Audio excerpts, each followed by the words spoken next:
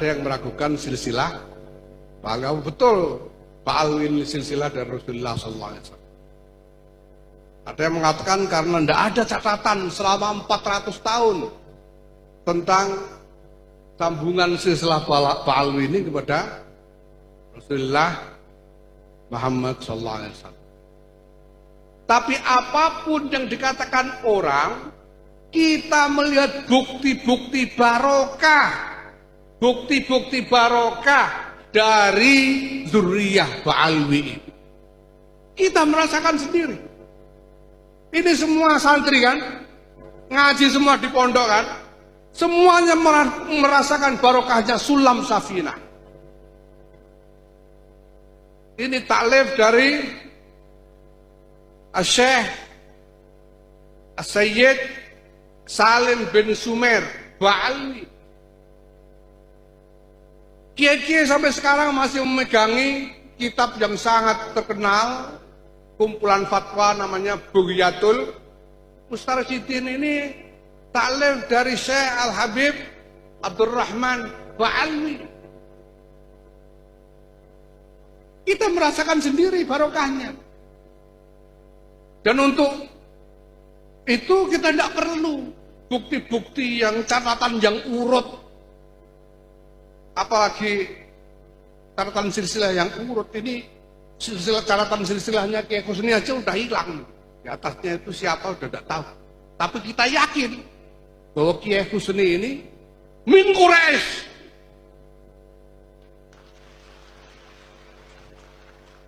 Kenapa?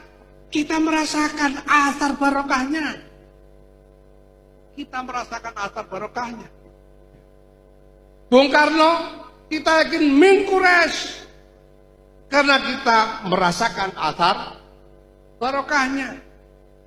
Bagaimana mungkin barokah dari proklamator Negara Kesatuan Republik Indonesia ini bisa kita rasakan sampai sekarang kalau tidak ada barokah dari Quraisy sebagai a'immatul muslimin. Makanya kalau kita dapat imam yang fihi lahu hadzun min Quraisy, alhamdulillah. Jangan sampai nantang kualat nyari imam yang jelas-jelas bukan Quraisy, itu aja. Nah, hadis Nabi saja baru dikompilasi 200 tahun setelah beliau wafat. Bukan berarti tidak ada riwayat. Ya, walaupun 200 tahun setelah Rasulullah SAW wafat tidak ada catatan tentang hadis, bukan berarti tidak ada riwayat.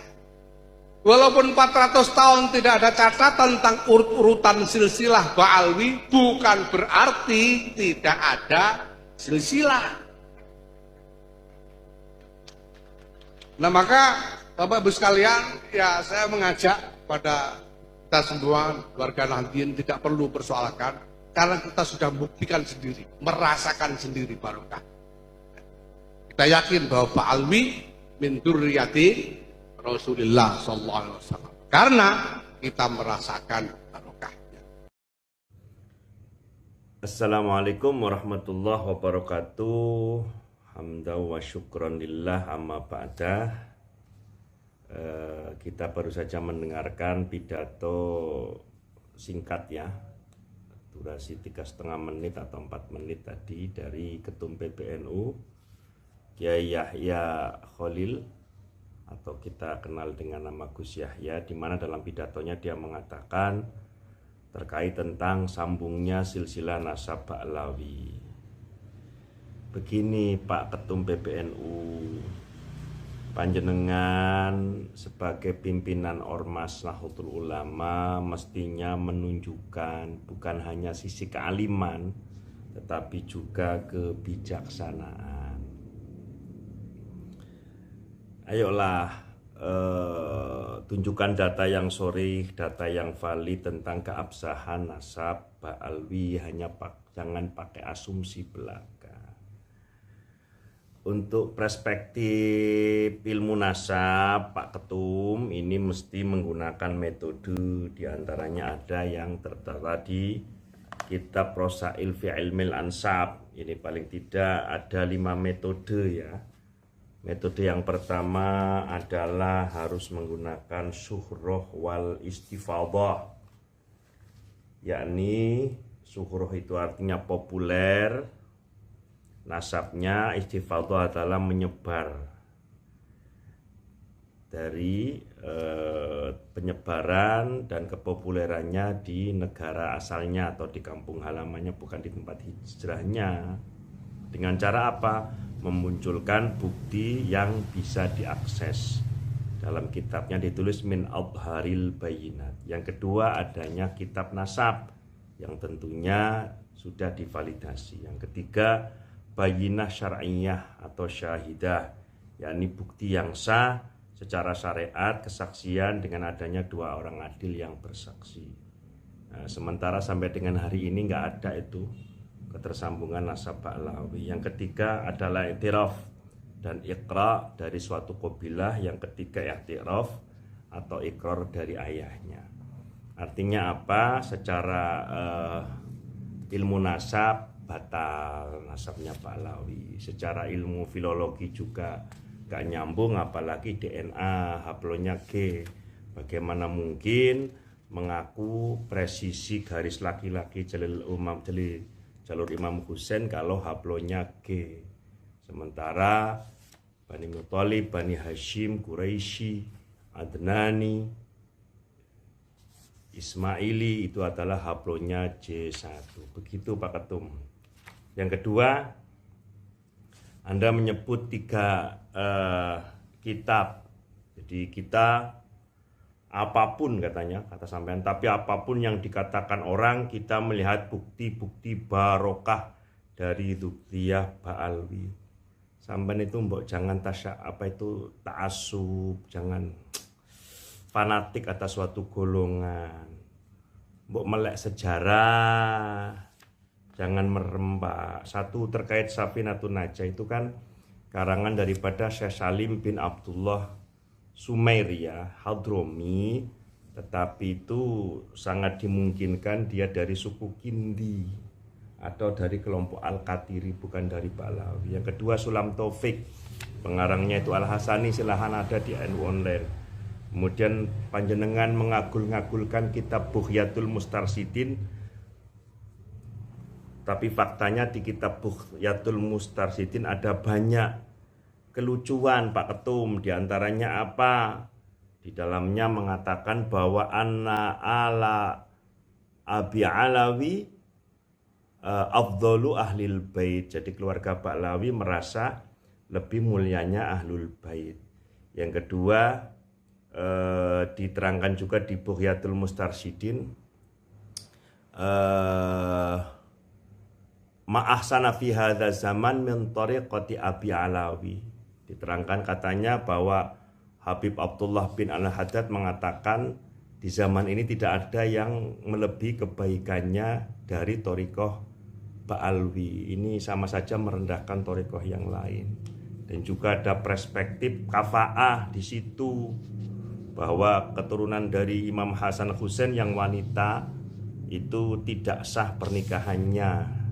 Di dalam kitab Bughya menyatakan bahwa kafa'ah itu menjadi syarat sah nikah, sementara 4 mazhab fikih tidaklah kafa'ah menjadi syarat sah nikah. Selanjutnya panjenengan juga mengatakan tidak butuh catatan yang urut. Bahkan panjenengan mengatakan bahwa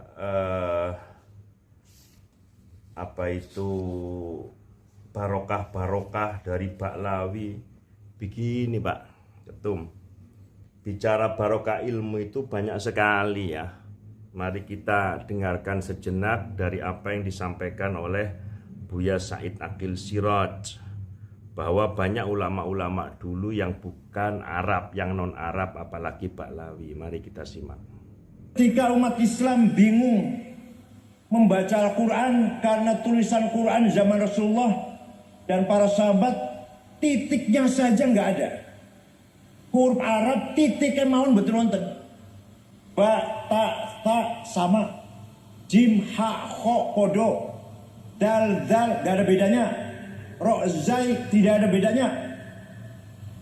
Apalagi kalau ba, ta, nun, ya sama itu.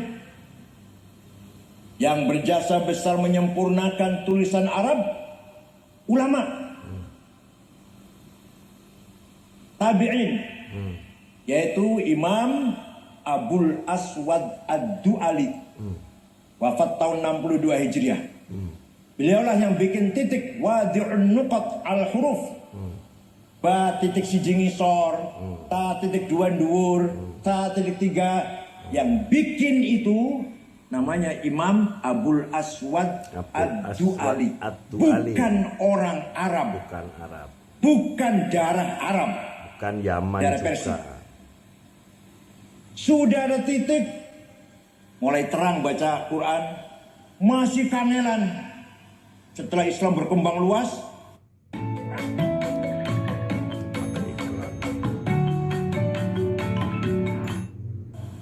maka ada seorang imam berjasa besar, juga berdarah Persia, namanya Imam Khalil bin Ahmad Al-Farahidi, wafat tahun 175 Hijriah. Beliaulah yang menggagas harokat fathah, dhammah, kasroh, fathaten, domaten, kasroten, tasdid, sukun. Itu yang bikin, bukan orang Arab. Namanya Imam Khalil bin Ahmad Al-Farahidi. Sudah ada titik, sudah ada harokat. Orang Banyumas, termasuk Wonosobo ya, termasuk Wonosobo. Innallaha wasi'un ngalim, insyaallah. Kalau panggil saya Kiai Said Ngakil, masya Allah kurang asem banget. Maka ada seorang ulama yang menggagas sebuah ilmu memperbaiki baca Quran. Tajwid tilawatil Quran. Namanya Imam Abu Ubaid Qasim bin Salam. Wafat tahun 224 Hijriah. Coba kalau nggak ada ulama itu. Kalau nggak ada ulama, baca Quran kita seperti apa? Rubba qari'il Quran wal Qur'anu yal'anuh. Banyak orang baca Quran, jangankan dapat pahala, malah dapat siksa, laknat dari Al-Quran itu sendiri. Dan yang berjasa besar dalam sejarah bagaimana cara baca Quran, bagaimana memelihara bacaan Al-Quran, ulama-ulama yang saya sebut namanya tadi. Alhamdulillah. Jadi untuk ketum PBNU yang sekarang, Gus Yahya Khalil belajar segala lagi lah kepada ulama-ulama yang lebih berpengalaman dan tahu, termasuk sampean perlu belajar kepada Buya Said Akil Siraj. Selanjutnya di pidato panjenengan juga menyebut nggak perlu urutan silsilah nasab, catatan-catatan nggak perlu. Bahkan Anda menyinggung katanya hadis Nabi itu tercatat setelah 200 tahun. Gak seperti itu juga Pak Ketum PBNU, Gus Yahya, Kiai Yahya. Begini loh, ada beberapa data ya, di antara lain adalah referensi hadis sahih. Saya bacakan hadisnya. An Abdillah ibni Amr qala kuntu uktub kulla syai'in asma'hu min Rasulillah sallallahu alaihi wasallam uridu khifdahu fanahaitani Quraisy wa qalu ataktab kulla syai'in tasma'uhu wa Rasulullah sallallahu alaihi wasallam basyarun yatakallam fil ghadab war rida famsaktu an kitab fadzakartu dzalika li Rasulullah sallallahu alaihi wasallam fa asyara bi isbihi ila fihi faqala uktub fa walladhi nafsi bi yadihi ma yakhruju minhu illa haqq. Artinya dari Abdullah bin Amr, ia berkata, aku menulis segala sesuatu yang aku dengar langsung dari Rasulullah SAW. Karena ingin menghafalnya, maka orang Quraisy melarangku. Mereka berkata, apakah kamu menulis segala sesuatu yang kamu dengar dari Rasulullah, sedangkan beliau adalah manusia yang berbicara dalam keadaan marah dan juga senang. Maka aku pun berhenti menulis. Kemudian aku sampaikan hal itu kepada Rasulullah SAW, lalu beliau menunjuk ke mulut beliau dan bersabda, tulislah, demi zat yang jiwaku berada di tangannya, tidak ada yang keluar dari mulut ini kecuali kebenaran. Hadis riwayat Abu Dawud, nomornya 3646. Artinya apa? Bahwa hadis ini ditulis langsung oleh sahabat Nabi yang bernama Abdullah bin Amr. Artinya bahwa rijalul hadis, silsilah hadis sambung periwayatannya. Adapun nasab Ba'lawi, silsilah Ba'lawi jelas sampai dengan hari ini. Pak Ketum PBNU yang saya hormati, yang saya muliakan, hanya mentok pada catatan Syekh Ali Abu Bakar Asyakran, nama kitabnya Al-Burqatul Muthiqah, dan itu pun diambil dari Min Tarikhil Janadi, dari kitab sejarahnya Syekh Janadi, yakni kitab As-Suluk fi Tabaqati Ulama'i wal Muluk. Artinya apa? Tidak ada catatan yang tersambung silsilah bahwa Ubaid itu putranya Said Ahmad bin Isa, mentok di abad 9. Nggak ada bukti yang sorih. Catatan abad 8 tidak ada, 7 tidak ada, 6 tidak ada, 5 tidak ada, dan 4 tidak ada. Sehingga silsilah nasab Habib Ba'lawi ke Rasulullah SAW, kesambungan Ubaid ke Said Ahmad bin Isa itu kosong selama 5 abad. Begitu Pak Ketum PBNU, mohon panjenengan lebih bijak, kembali kepada khazanah keilmuan. Saya tutup komentar saya atas pidato panjenengan dengan 2 pendapat ulama dari tabi'ut tabi'in. Yang pertama adalah Abdullah bin Mubarak yang wafat tahun 181 Hijri. Beliau mengatakan, rubba alimin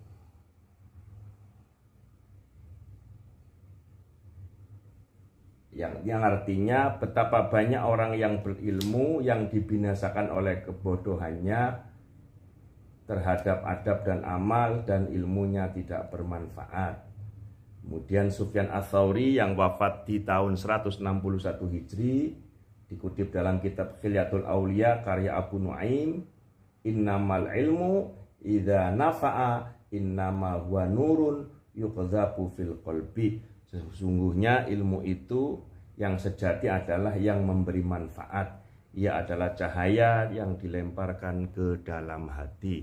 Sementara ilmunya Habib Ba'lawi sampai dengan hari ini untuk kalangan kita, para umat Islam dan khususnya warga Nahdliyin, yang ada hanya doktrin-doktrin semata, cerita-cerita khurafat, kesombongan, arogansi, sehingga kita di mata mereka seperti pembantu, seperti jongos yang sehingga dianggap rendah, dianggap hina oleh kelompok Habib Ba'lawi. Terakhir, kemarin saya sowan kepada Buya Said Akil, tolong sampaikan kepada seluruh umat Islam, mari pijakan kita kembali kepada Al-Quran, teks ayat inna akramakum indallahi atqakum. Begitu saja, mohon maaf lahir batin kepada semuanya. Ini bermaksud hanya meluruskan. Assalamualaikum warahmatullahi wabarakatuh.